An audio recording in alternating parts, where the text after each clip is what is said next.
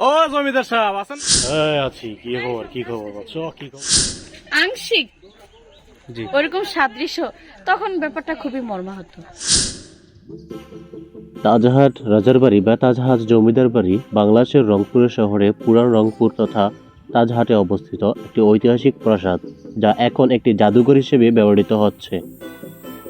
রংপুরের পর্যটকদের কাছে এটি একটি আকর্ষণীয় স্থান। রাজবাড়িটি রংপুর শহরের জিরো পয়েন্ট থেকে দক্ষিণ পূর্ব দিকে 6 কিলোমিটার দূরে অবস্থিত। এটি রংপুরের অন্যতম একটি প্রাচীন নিদর্শনও বটে। প্রাসাদটির ইতিহাস হল, প্রাসাদটি বিংশ শতাব্দীর শুরুর দিকে মহারাজা কুমার গোপাল লাল রায় নির্মাণ করেন। এতে সময় লেগেছিল প্রায় 10 বছর। মহারাজা গোপাল রায় ছিলেন হিন্দু এবং পেশায় ছিলেন একজন স্বর্ণকার।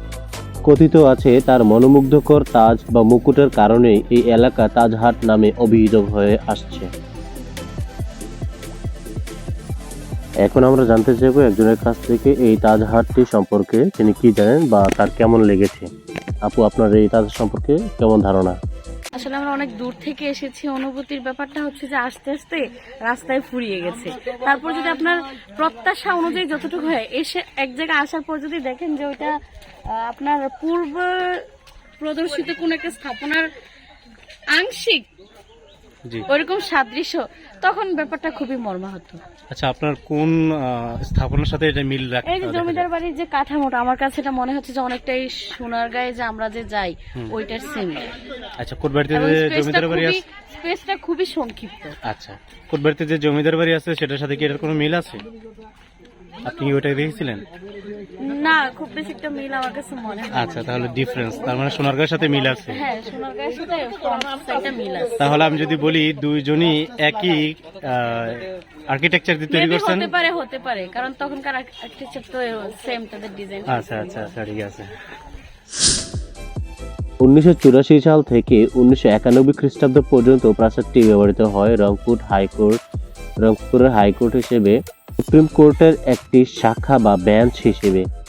প্রেসিডেন্ট এরশাদ বিচার বিভাগ বিকেন্দ্রীয়করণের লক্ষ্য নিয়ে দেশের বিভিন্ন জেলা সদরে বাংলাদেশের হাইকোর্ট বিভাগের আঞ্চলিক বেঞ্চ স্থাপন করে যান, যার একটি রংপুরে স্থাপিত হয়েছিল। পরে 1991 খ্রিস্টাব্দে গণতান্ত্রিক সরকারের প্রতিষ্ঠার পরে এই পদ্ধতি তুলে দেওয়া হয়। 1995 খ্রিস্টাব্দে বাংলাদেশের সরকারের প্রত্নতত্ত্ব বিভাগ প্রাসাদটিকে একটি সংরক্ষিত স্থাপনা তথা স্থাপত্য হিসেবে সংরক্ষণ করে। মানুষ এই অংশটাকে বেশি দেখে থাকে বা ছবি তুলে থাকে, এটা হচ্ছে মূল আকর্ষণ। 2005 খ্রিস্টাব্দে রংপুর জাদুঘরে স্থানান্তর করে এই প্রাসাদটি দ্বিতীয় তলায় নিয়ে আসে। মার্বেলের সিঁড়ি বেয়ে জাদুঘরে উঠলেই রয়েছে বেশ কয়েকটি প্রদর্শনী কক্ষ, যাতে রয়েছে 10ম ও 11শ শতাব্দীর টেরাকোটা শিল্পকর্ম, সে সংস্কৃত এবং আরবি ভাষায় লেখা বেশ কিছু প্রাচীন পাণ্ডুলিপি। এর মধ্যে রয়েছে মুঘল সম্রাট আওরঙ্গজেবের সময়ের কোরআন সহ মহাভারত ও রামায়ণ।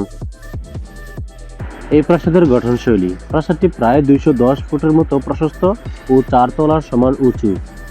এর গঠনশৈলী প্রাচীন মুঘল স্থাপত্য থেকে অনুপ্রাণিত বলে মনে করা হয়, যার প্রমাণ মেলে মধ্যভাগে বিশাল একটি গম্বুজ ও দুই পাশে তার ছড়িয়ে যাওয়া দালানগুলোর একটি মসজিদের অবয়ব থেকে। তবে রাজবাড়ির যে দিকটি বাংলাদেশের অন্য সকল রাজপ্রাসাদ থেকে আলাদা তা হলো এর সিঁড়িগুলো। সর্বমোট 31টি সিঁড়ি আছে, যার প্রতিটাই ইতালীয় ঘরানার মার্বেল পাথরে তৈরি।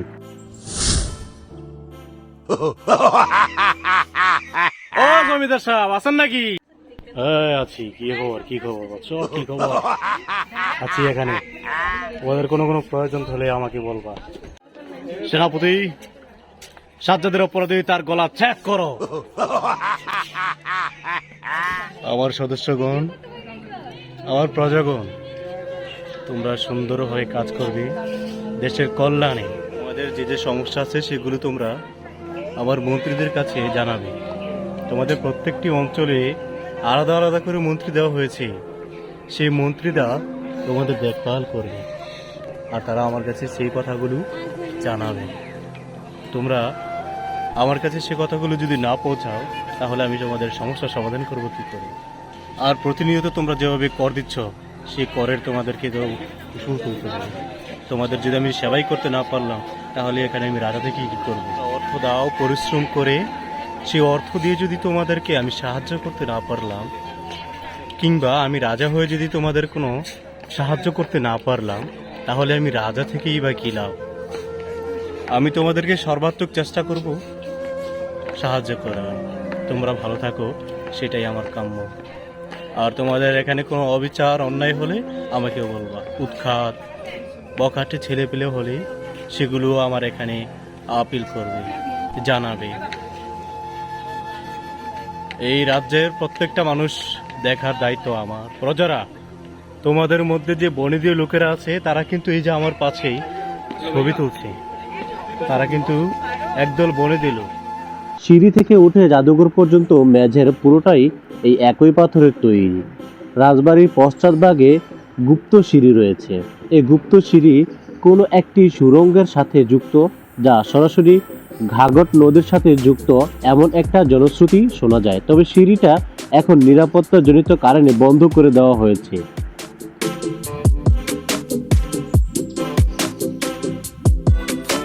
কথিত আছে রানীর জন্যই বিশেষ করে এটি নির্মাণ করা হয়েছিল।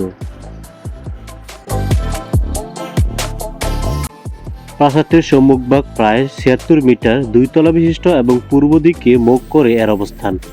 প্রাসাদটির মাঝখানে একটি আকর্ষণীয় প্রশস্ত সিঁড়ি রয়েছে, যা আমদানি করা সাদা মার্বেল দিয়ে তৈরি। সিঁড়িটি বারান্দার থেকে সরাসরি উপরের তলায় নিয়ে যায়। প্রাসাদটির ছাদের মাঝখানে একটি লম্বা অষ্টভুজাকৃতির ঘাড়সহ একটি পাঁজর শঙ্কুযুক্ত গম্বুজ দ্বারা সাজানো। আংশিকভাবে সরু আধা সরু স্তম্ভগুলির একটি সারি রয়েছে, যা প্রাসাদটিকে দৃঢ়তা প্রদান করে। মনোরম সিঁড়ির উভয় পাশের রেলিংগুলো মূলত ইতালীয় মার্বেল এবং ধ্রুপদী রোমান সাম্রাজ্যের মূর্তিগুলোর বিভিন্ন ভাস্কর্য দিয়ে অলঙ্কৃত ছিল, কিন্তু এখন সেগুলি কালের পর্যায়ক্রমে বিলুপ্ত হয়ে গিয়েছে।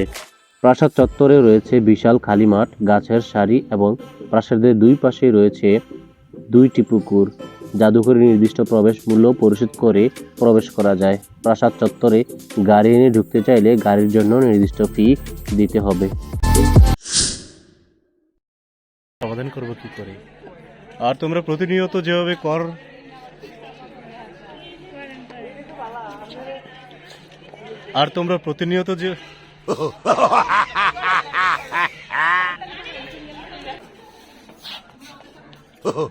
আছি কি খবর? কি খবর?